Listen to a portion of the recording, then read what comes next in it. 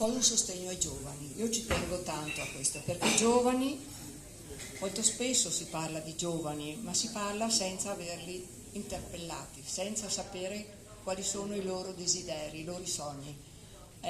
Io alla mia età ho ancora tanti sogni e spero di poter in qualche modo riuscire a portare questi sogni ad una realtà che è semplicemente quella di poter migliorare la qualità della vita delle persone, perché alla fine noi dobbiamo essere in salute e vivere bene.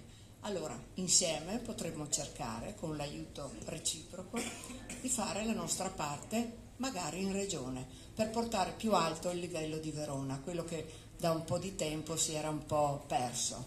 Ecco, Verona ha le capacità, le strutture, la logistica, tutto quello che volete per essere un centro importante per il nostro Veneto. Ecco, noi, parlo al plurale perché so che la pensi così anche tu, faremo di tutto affinché Verona ritorni nel posto dove merita, ma questo possiamo farlo solo grazie al vostro aiuto, ecco, al quale speriamo e teniamo molto. Come ha ben detto prima il Presidente Matteo, è troppo breve questa campagna elettorale, molte persone inevitabilmente saranno trascurate, ma non per volontà, ma per incapacità di raggiungere tutti.